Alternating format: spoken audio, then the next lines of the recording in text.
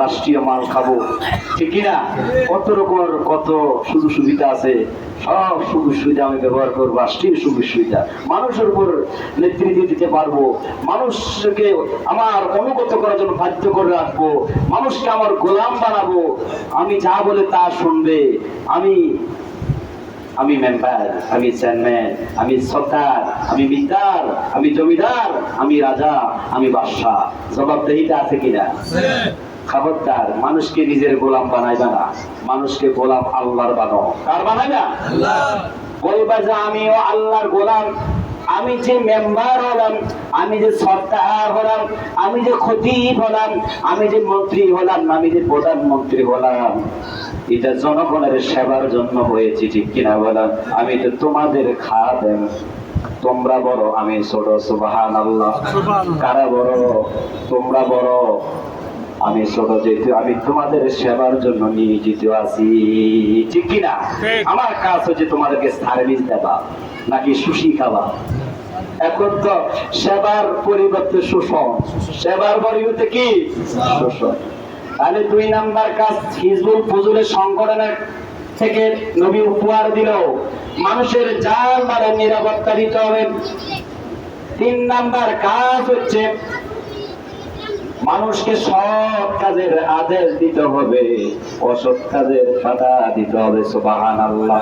নবী এখনো নবুয়ত লাভ করেন নাই, 15 বছর বয়সে হিজবুল সংগঠন, ফুজুল সংগঠন গঠন করে এই সংগঠন থেকে মানব জাতিকে কি সুন্দর উপহার দিয়ে যাচ্ছেন। সুবহানাল্লাহ। 3 নাম্বার কাজ হচ্ছে মানুষকে সৎ কাজে ডাকা, ভালো কাজের দিকে সব সময় মানুষকে আহ্বান করবো, অসৎ কাজে নিষেধ করবা, ঠিক কিনা? অসৎ কাজে বাধা দিবা, সৎ কাজে আহ্বান করবা, নবিয়ানা কাজ।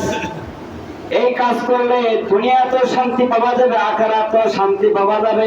নবুয়তের পরে আল্লাহ যখন কোরআন নাযিল করলেন, নবীকে বলল, ও নবী, আপনি তা'মুরুনা বিল মা'রুফ ওয়া তানহাউনা আনিল মুনকার ওয়া তু'মিনুনা বিল্লাহ। আপনি মানুষকে সৎ কাজের আদেশ করেন, অসৎ কাজের বাধা দেন, আর আল্লাহর প্রতি ঈমান আনেন। নবীকে ঈমান যেভাবে আল্লাহর প্রতি আনতে হবে, আমরা সেভাবে আল্লাহর প্রতি ঈমান আনতে হবে। সুবহানাল্লাহ। নবী যেভাবে সৎ কাজে মানুষকে আহ্বান করেছেন, অসৎ কাজে বাধা দিয়েছেন, আমরা সেই নবীর উম্মত।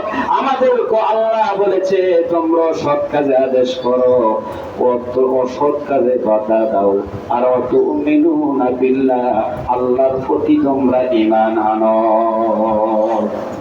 প্রত্যেকটা কাজ আমরা আল্লাহর জন্য করব, ঠিক কি না? আমাদের ভালোবাসা কার জন্য হবে? আল্লাহর জন্য। নাকি ভালোবাসবেন কার জন্য?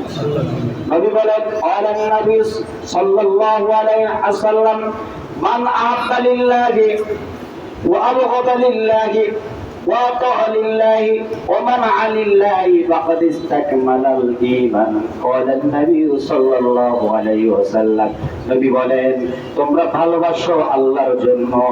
কাউকে ভালোবাসতে হলে আল্লাহর জন্য ভালোবাসো, কাউকে মহব্বত করতে হলে আল্লাহর জন্য মহব্বত করো।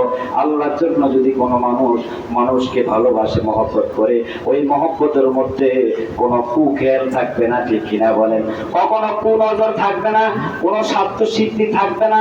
মানুষ যখন আল্লাহর জন্য মানুষকে মানুষ ভালোবাসে, মানুষ যখন মানুষকে আল্লাহর জন্য উপকার করে, সাহায্য করে, ওই সাহায্যের মধ্যে, ভালোবাসার মধ্যে কোনো স্বার্থ সিদ্ধি থাকে না, ঠিক কিনা বলে?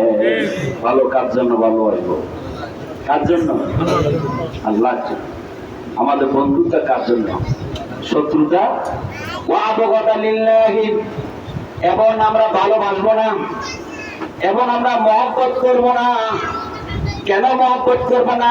ওই ব্যক্তি আল্লাহকে মহব্বত করে না, আল্লাহকে না ভালোবাসার কারণে আমি আল্লাহর জন্য তাকে ভালোবাসবো না, ঠিক কিনা? বাসবই আল্লাহর জন্য, বাসবো না আল্লাহর জন্য, ঠিক কিনা? আল্লাহকে যদি সে ভালোবাসে, নবীকে যদি সে ভালোবাসে, অবশ্যই সে তাকে আমরা ভালোবাসবো, তাকে আমরা মহব্বত করবো। সুবহানাল্লাহ, ঠিক কিনা বলে? আল্লাহকে যদি ভালো না বাসে, মহব্বত না করে, আমরাও তার সাথে নাই। এখন আমাদের এই কথার সাথে আমরা একমত আছে কিনা? হ্যাঁ, আমরা তো আমাদের বন্ধুত্ব তো কার সাথে হয়? যার সাথে আল্লাহর সাথে সম্পর্ক নাই। আল্লাহ কি বলে, নবী কি বলে, যারা আমাকে ভালোবাসে তোমরা তাকে ভালোবাসো। এখন আমরা যারা নবীকে ভালোবাসে না, যারা আল্লাহকে ভালোবাসে না, আমাদের সম্পর্ক তাদের সাথে খুব বেশি, ঠিক কিনা বলে? আল্লাহওয়ালা মানুষের সাথে, নবীওয়ালা মানুষের সাথে আমাদের সম্পর্ক খুব কম, ঠিক কিনা? অথচ নবী বলে আল্লাহকে ভালোবাসো, আল্লাহকে যে ভালোবাসবে তাকে ভালোবাসো, আল্লাহর জন্য ভালোবাসো, আল্লাহর জন্য মহব্বত করো, আল্লাহর জন্য শত্রুতা করো, আল্লাহর জন্য তুমি শত্রু ভাবো, নিজের জন্য শত্রু ভাবিও না, নিজের স্বার্থের জন্য কাউকে শত্রু বাড়িও না। আবার আল্লাহর জন্য মানুষকে দান করবা, কার জন্য? কার জন্য? আল্লাহর জন্য মানুষকে দান করবা, দান করবেন আল্লাহর জন্য। আবার আল্লাহর জন্য দান করবেন না, আল্লাহ যেখানে যেখানে যে খাত গুলাতে দান করার জন্য বলেছে ওই খাতগুলোতে আমি দেখে দেখে দান করব। যেখানে দান করা, সদকা করা নিষেধ করেছে সেখানে আমরা দান করব না, সদকা করব না, সেখানে কোনো আমরা সহযোগিতা করব না। যেহেতু আমার ভালোবাসো আল্লাহর জন্য, আমার শত্রু তো আল্লাহর জন্য, বন্ধু তো আল্লাহর জন্য, আমার দান করা আল্লাহর জন্য, আমি দান করব না আল্লাহর জন্য। এমন এক কাজে দান করার জন্য আপনার বললো, এমন এক কাজে সহযোগিতা করতে বললো, যেখানে একটু সহযোগিতা করেন।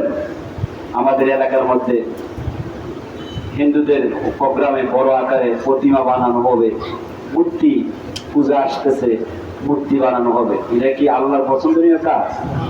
হিন্দুদের থেকেও কালেকশন করলো, তাদের ধর্মীয় লোকদের থেকে, এবং মুসলমানের সাথে যাদের সাথে সুসম্পর্ক আছে তাদের কাছেও একটু সাহায্য সহযোগিতা চাইলো, যে আমাদের পূজা আসতেছে, আসতেছে না কদিন বাদে আমাদের পূজা আসতেছে, সেখানে আপনি একটু অংশগ্রহণ করেন, আপনার সাথে বন্ধুত্ব হিন্দুদের সাথে, এখন কি আপনি সেখানে সহযোগিতা করবেন? আপনি বলবেন না এই কাজ তো আল্লাহর কাজ নয়, ঠিক কিনা? এটা নবীর কাজ নয়, নবী মূর্তি গড়ার জন্য আসেন নাই, আল্লাহর নবী মূর্তি ভাঙ্গার জন্য এসেছেন। আল্লাহর নবী কালিমার দাওয়াত দেওয়ার জন্য আসছেন, এক কালিমার দাওয়াত দিয়েছেন, সারা বিশ্বের আনাচে কানাচে সব জায়গার মধ্যে এক আল্লাহর দাওয়াত দিয়েছেন। কোন মূর্তি পূজা, পাথর পূজা, কোন গাছ পূজা, আগুন পূজা করা যাবে না, এক আল্লাহর উপাসনা করতে হবে। সুবহানাল্লাহ, এক আল্লাহর অনুগত অনুসরণ করা লাগবে, ঠিক কিনা বলেন? তাহলে 3 নাম্বার কাজ কি বললাম? মানুষকে সৎ কাজের আদেশ দেওয়া, অসৎ কাজের নিষেধ করা। 4 নাম্বার হিজবুল ফুজুলের 4 নাম্বার কাজ